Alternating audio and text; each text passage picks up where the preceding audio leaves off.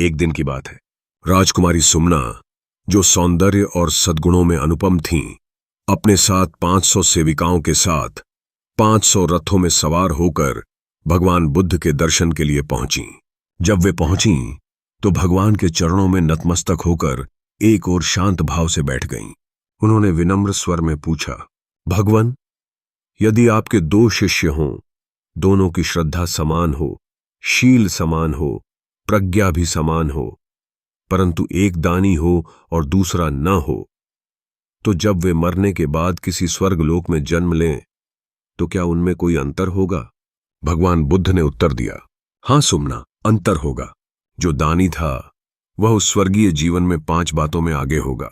उसकी आयु अधिक होगी, उसका रूप अधिक दिव्य होगा, उसका सुख अधिक होगा, उसका मान सम्मान अधिक होगा और उसकी सत्ता भी उच्च होगी।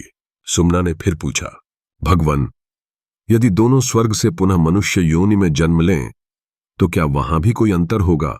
भगवान मुस्कुराए और बोले, हां सुमना, मनुष्य जीवन में भी दानी 5 बातों में श्रेष्ठ होगा।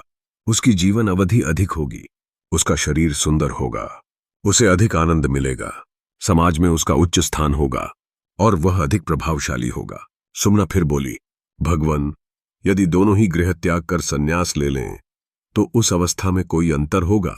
भगवान गंभीर होकर बोले, हाँ सुमना, जो दानी है वह संन्यास में भी 5 बातों में आगे होगा।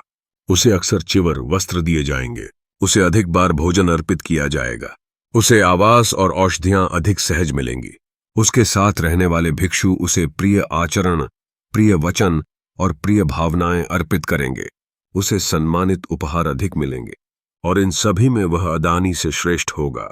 सुमना ने अंतिम प्रश्न किया, भगवान, यदि दोनों ही अंततः अरहत्व को प्राप्त कर लें तो क्या वहां भी कोई अंतर रह जाएगा?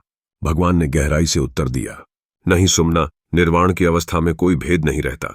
जब मोक्ष प्राप्त होता है तो सभी भेद मिट जाते हैं। सुमना की आंखों में श्रद्धा छलक आई। भगवान, यह तो अत्यंत आश्चर्यजनक है। यह जानकर ही दान देने की प्रेरणा मिलती है, क्योंकि पुण्य स्वर्ग में सहायक है, मनुष्य जीवन में सहायक है और संन्यास जीवन में भी सहायक है।